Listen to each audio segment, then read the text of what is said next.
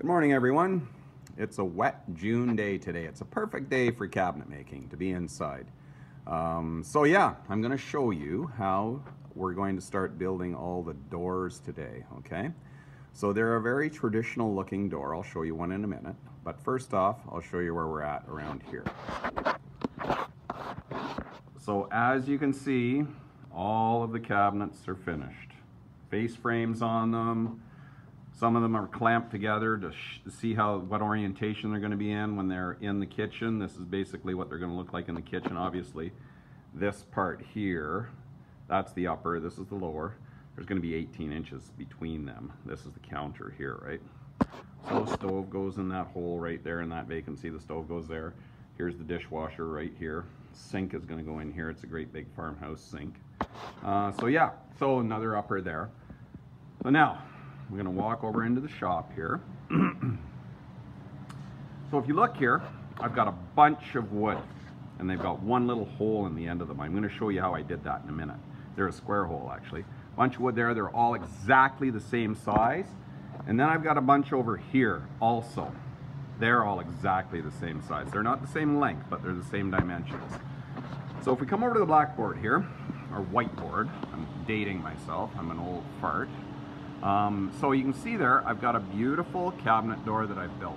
Okay, this is an example of all of the cabinet doors that are going to be on in this entire kitchen. Okay, so this is called a stile, the vertical, and the bottom here is called a rail. Okay, and then there's a big panel in the middle. So the panel has V grooves in it. I've done that with a router. Okay, so I'll show you how to do all of that eventually.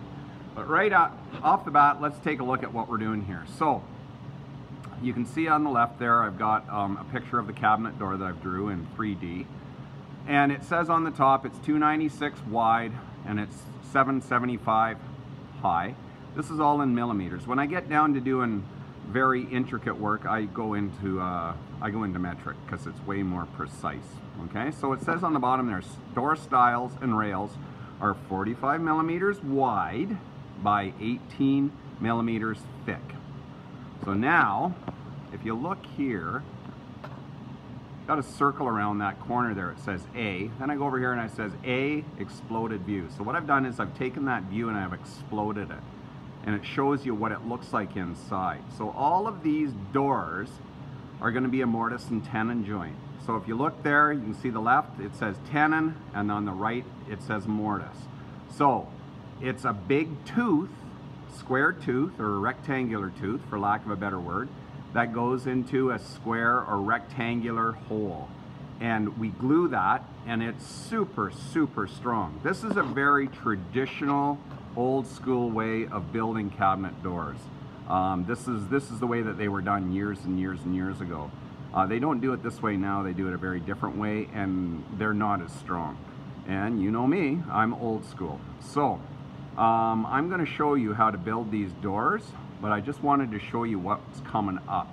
So there's, I think there's about 24 doors in this kitchen, doors and drawer fronts that require this type of a procedure. So yeah, it keeps me really busy getting these all done. So there again, once again, there's one that's finished.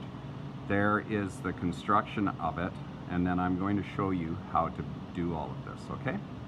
So until next time, yeah, I'll get to it. Thanks, bye.